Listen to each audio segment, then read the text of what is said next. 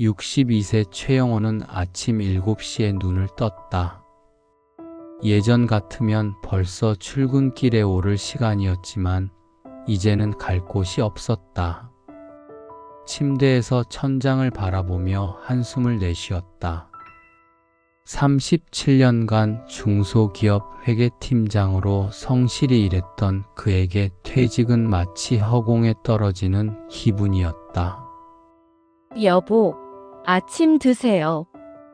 아내 순자의 목소리가 평소보다 조심스러웠다. 식탁에 앉은 영호는 무기력하게 신문을 펼쳤지만 글자가 눈에 들어오지 않았다. 늘 묵묵히 일만 했던 그는 끝내 승진하지 못했고 퇴직 후 안정적인 노후가 보장되리라 믿었던 것은 착각이었다. 이제 뭘 하지? 영호는 속으로 되뇌었다. 퇴직금 8천만 원이 전부였다. 집 대출금을 빼면 실제로는 3천만 원 남짓. 연금만으로는 생활비도 턱없이 부족했다. 매일 아침 갈 곳 없는 시간이 그를 질식시켰다. 그때 오랜 지인 박정수가 찾아왔다. 영호야, 때마침 좋은 기회가 있어. 그는 신나게 말을 이어갔다. 서울 외곽에 땅이 하나 나왔는데 곧 재개발 지정된다는 확실한 정보야. 대기업들도 관심을 보이고 있고 지금 사두면 몇 배는 오른다고. 박정수는 스마트폰으로 그럴듯한 개발 계획서를 보여주며 설득했다. 요즘 같은 세상에 돈을 그냥 놀리면 안 되지. 인플레이션에 다 녹아버려. 영호는 의심스러웠다. 하지만 매일 집에만 있으면서 쌓인 불안감이 그를 밀어붙였다. 퇴직금을 그냥 묵혀둘 수는 없다. 뭔가 해야 한다. 얼마나 확실한 거야? 영호가 조심스럽게 물었다. 100%는 아니지만 내가 아는 공무원 친구가 귀띔해준 건데 거의 확실해. 이런 기회는 흔하지 않아. 그날 밤 영호는 잠이 오지 않았다. 한편으로는 마지막 기회일지도 모른다는 생각이 들었고 다른 한편으로는 모든 것을 잃을 수도 있다는 두려움이 엄습했다. 며칠 후 영호는 결국 결심했다. 퇴직금 대부분을 그 땅에 투자하기로. 불안한 마음을 달래며 그는 중얼거렸다. 이번이 마지막 기회야. 계약서에 도장을 찍은 날 영호는 가슴이 두근거렸다. 퇴직금 7천만 원을 모두 쏟아부은 투자였다. 박정수는 3개월만 기다려보라고 말했었다. 소식이 발표되면 땅값이 확 뛸 거야 라며 확신에 찬 표정을 지었다. 처음 한 달은 기대감으로 가득했다. 박정수가 주기적으로 보내오는 개발 진행 상황 보고서를 읽으며 영호는 안도했다. 대기업 A사 투자 검토 중 행정구역 변경 절차 진행이라는 문구들이 희망적으로 보였다. 하지만 2달, 3달이 지나도 구체적인 개발 소식은 들리지 않았다. 영호가 전화를 걸어도 박정수는 조금만 더 기다려봐. 행정 절차가 복잡해서 시간이 걸리고 있나 봐라고만 반복했다. 불안감이 커진 영호는 직접 그 땅을 보러 가기로 했다. 지하철과 버스를 갈아타고 2시간을 달려 도착한 곳은 허벌판이었다. 잡초가 무성한 땅 한복판에 개발 제한 구역이라고 적힌 팻말이 서 있었다. 이게 뭐야? 영호의 다리가 휘청거렸다. 급하게 스마트폰으로 개발 제한 구역을 검색해보니 그린벨트 지역은 개발이 원칙적으로 금지되어 있었다. 애초에 재개발 자체가 불가능한 땅이었던 것이다. 집에 돌아온 영호는 박정수에게 다급히 전화를 걸었지만 현재 사용하지 않는 번호라는 음성만 들렸다. 브로커 역시 연락이 두절되었다. 그제야 자신이 완전히 속았음을 깨달았다. 절망은 현실이 되었다. 투자금은 물론이고 생활비까지 떨어지자 영호는 집을 담보로 대출을 받았다. 하지만 매월 이자조차 감당할 수 없었다. 아내 순자는 그렇게 신중했던 당신이 어떻게 사기를 당해? 라며 절망했고 자녀들의 원망 어린 눈빛은 영호를 더욱 질식시켰다. 결국 집은 경매로 넘어갔다. 37년간 모은 전 재산이 한순간에 증발했다. 미안해, 정말 미안해라고 반복하는 영호에게 아내는 차갑게 말했다. 이제 어떻게 살아요? 정말 어떻게? 둘은 결국 이혼하게 되었다. 그리고 영호는 월세 15만 원짜리 고시원으로 들어갔다. 3평도 안 되는 좁은 방에서 그는 자신을 탓하며 밤을 지새웠다. 고시원 생활 1년째 영호는 편의점 음식으로 연명하고 있었다. 컵라면과 김밥이 전부인 식사를 마치고 좁은 복도를 걷다가 한 여인과 마주쳤다. 50대 후반으로 보이는 그녀는 세탁물을 들고 있었는데 깔끔하게 차려입었지만 어딘지 지친 기색이 역력했다. 안녕하세요. 그녀가 먼저 인사를 건넸다. 목소리는 따뜻했지만 눈가에 깊은 그늘이 드리워져 있었다. 영호는 어색하게 고개만 끄덕였다. 그녀의 이름은 김선이었다. 며칠 후 영호는 근처 편의점에서 할인된 도시락을 고르고 있었다. 유통기한이 임박한 500원짜리 김밥을 집어들며 한숨을 쉬는데 옆에서 같은 김밥을 고르는 손길이 보였다. 선이었다.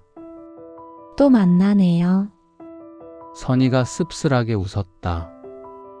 둘은 어색한 침묵 속에서 계산을 마쳤다.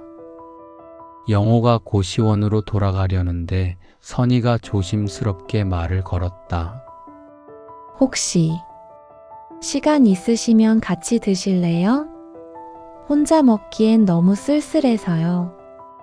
고시원 앞 벤치에 두 사람은 아무 말 없이 앉아 있었다. 선이가 먼저 조심스럽게 입을 열었다. 저 예전에 분식점을 운영했어요. 작은 가게였지만 단골들이 많았죠. 김밥 말고도 떡볶이랑 순대 같은 걸 팔았는데 손님들이 웃으며 먹는 모습을 보는 게 행복했어요. 그녀의 눈이 촉촉해졌다. 그런데 3년 전 겨울 가스 누설로 화재가 났어요. 모든 게 타버렸죠. 가게는 물론이고 2층 집까지요. 보험도 제대로 안 들어놨었거든요. 영호는 선이의 이야기에 가슴이 먹먹해졌다. 그도 자신의 사연을 털어놨다. 퇴직 후 불안감, 지인의 달콤한 제안, 그리고 모든 것을 잃은 절망까지. 저는 불에 타고 당신은 사기에 타버린 거죠. 선이의 쓸쓸한 말에 영호는 눈물이 핑 돌았다. 지금은 뭘 하세요? 영호가 물었다. 새벽에 청소 일하고 낮엔 전단지 돌리고 나이가 있다 보니 일자리 구하기도 쉽지 않더라고요. 두 사람은 서로 다른 이유였지만 모두 삶의 무게에 짓눌려 있었다. 하지만 이상하게 함께 있으니 그 무게가 조금은 덜한 것 같았다. 우리 참 비슷한 처지네요. 영호가 중얼거렸다. 그러게요. 그래도 혼자가 아니라는 게 다행이에요.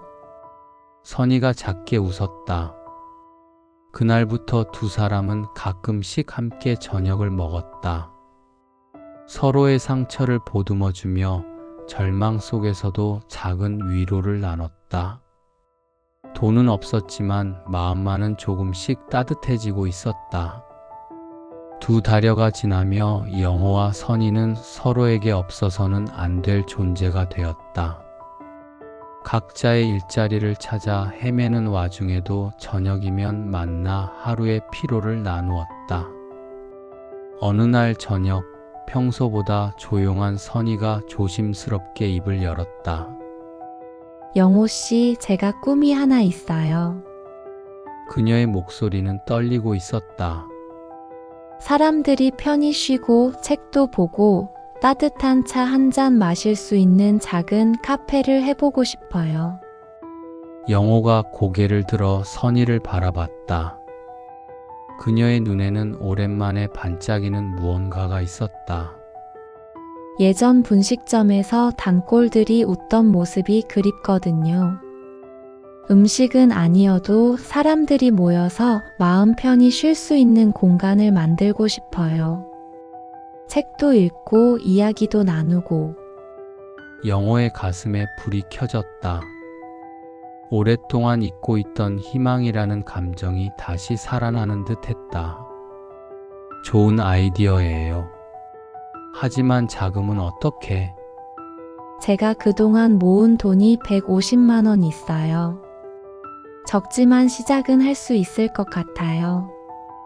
영호는 잠시 망설였다. 자신에게도 아르바이트로 모은 150만 원이 있었다. 합치면 300만 원. 턱없이 부족했지만 뭔가 해볼 만했다. 저도 150만 원 있어요. 합치면 300만 원이네요. 해봅시다. 두 사람은 며칠간 발품을 팔며 저렴한 임대 공간을 찾아다녔다. 마침내 구도심 골목에 있는 작은 창고를 발견했다. 20평 남짓한 공간이지만 월세는 80만 원으로 저렴했다. 여기 어때요? 영호가 먼지투성이 창고를 둘러보며 말했다.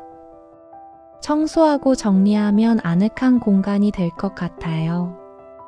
영호도 고개를 끄덕였다. 그래요. 우리가 직접 만들면 됩니다. 계약을 마친 후 두 사람은 본격적인 작업에 착수했다. 영호는 페인트 칠을 했고 선희는 버려진 책장을 주워다 닦아냈다. 중고품 가게에서 산 테이블과 의자들을 배치하고 동네 도서관에서 폐기 도서를 얻어와 책장을 채웠다. 카페 이름은 뭘로 할까요? 선희가 물었다. 영호는 잠시 생각하더니 말했다. 다시는 어때요? 우리가 인생을 다시 시작한다는 뜻으로. 좋아요. 다시. 정말 좋은 이름이에요. 개업 첫날 손님은 거의 없었다. 하지만 두 사람은 실망하지 않았다. 오후에 우연히 들른 대학생 한 명이 아늑하고 책 읽기 좋네요 라며 2시간 넘게 머물다 갔다. 그 학생이 학교 게시판에 올린 글이 화제가 되었다. 숨겨진 보석 같은 카페 발견. 사장님들이 너무 친절하고 따뜻해요. 그 뒤로 며칠 후부터 젊은 손님들이 하나둘 찾아오기 시작했다. 영호와 선희는 서로를 바라보며 미소 지었다. 작지만 새로운 시작이었다. 개업 한 달 후 풋카페 다시는 동네의 작은 명소가 되어가고 있었다. 오전에는 근처 대학생들이 과제를 하러 오고 오후에는 동네 할머니들이 차를 마시며 이야기꽃을 피웠다. 저녁에는 직장인들이 퇴근길에 들러 책을 읽으며 하루의 피로를 달랬다.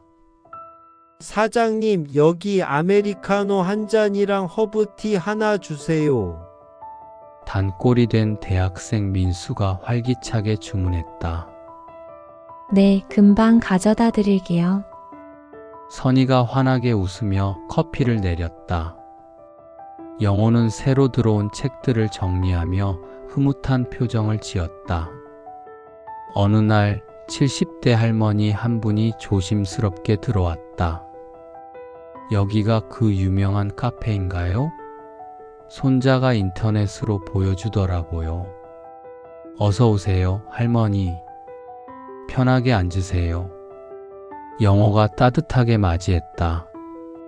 할머니는 차를 마시며 말했다. 여기 참 좋네요. 다른 카페들은 너무 시끄럽고 어수선한데 여긴 마음이 편해져요. 사장님들도 젊은 사람들한테 안 밀려나고 열심히 사시는 모습이 보기 좋고요. 그런 말을 들을 때마다 영호와 선희는 가슴이 따뜻해졌다. 손님들이 단순히 커피를 마시러 오는 게 아니라 진정한 쉼을 찾아 오는 것 같았다. 한 달 더 지나자 카페는 흑자로 돌아섰다. 매출은 크지 않았지만 두 사람이 생활하기엔 충분했다. 더 중요한 것은 마음의 평안이었다. 영호는 더 이상 과거를 후회하지 않았고 선희도 화재로 잃은 것들에 대한 아픔이 많이 가셨다. 어느 저녁 마지막 손님을 배웅한 후 두 사람은 카운터에 나란히 앉았다. 영호 씨, 고마워요. 선희가 조용히 말했다. 혼자였다면 이런 일은 꿈도 못 꿨을 거예요. 저야말로 고맙죠. 선희 씨가 없었다면 전 아직도 고시원에서 절망하고 있었을 거예요. 영호는 창밖을 바라보며 생각했다. 몇 달 전만 해도 인생이 끝났다고 여겼는데 지금은 매일이 감사했다. 재개발 사기로 모든 것을 잃었지만 그 덕분에 선희를 만날 수 있었고 진정한 행복이 무엇인지 깨닫게 되었다. 손님들이 자주 하시는 말이 있어요. 선희가 웃으며 말했다. 이곳엔 다른 카페에 없는 따뜻함이 있다고요. 우리가 겪은 아픔들이 오히려 사람들을 더 잘 이해하게 해주는 것 같아요. 그날 밤 영호는 오랜만에 깊은 잠에 빠져들었다. 꿈속에서 그는 젊은 시절의 자신에게 말하고 있었다. 인생은 끝났다 생각하는 순간에도 새로운 시작은 우리 곁에 있다. 포기하지 마. 그리고 혼자가 아니야. 북카페 다시는 이제 영호와 선희의 집이자 동네 사람들의 쉼터가 되었다. 두 사람은 가족 같은 동반자가 되어 서로의 상처를 보듬으며 새로운 꿈을 키워나가고 있다.